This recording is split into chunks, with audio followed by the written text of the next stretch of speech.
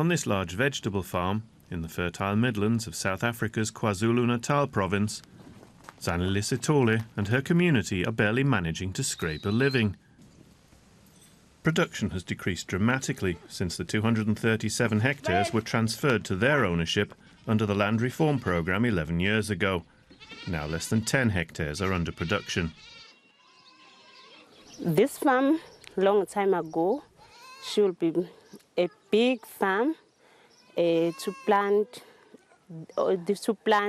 but now have got nothing in the land. It can't plant anything because they've got no equipment to use this farm.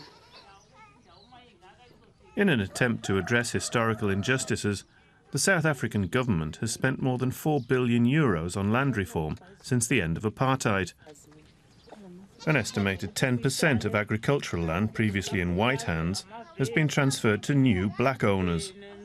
A total of 30% is earmarked for redistribution.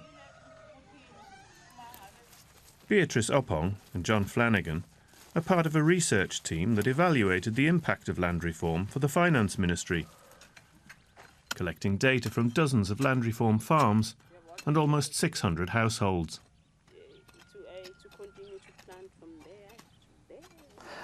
This farm is a very typical example of what we find in land reform farms across our sample. The production has decreased drastically from commercial agriculture to subsistence agriculture, plummeting by 79%. The employment likewise has also plummeted. It's gone down by 84% on average, and in this province as high as 94% drop. What we find is that families across the board are also struggling to feed themselves. In the same valley as Sithole's land lies Manana Farms, a large peach and vegetable farm that was transferred to the local community 8 years ago.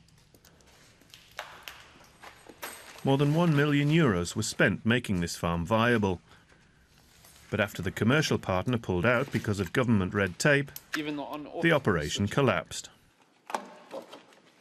So we've got land, we've got implements, we've got machines, we've got investments on land, big businesses that had been handed over to beneficiaries who have no idea, who were just average farm laborers or farm tenants on these lands. They cannot farm the land, they cannot run the farms, and they are hungry out there. They cannot eat these lands, they cannot eat the machines, and the land has just been abandoned at the end of the day. But people are still hungry out there.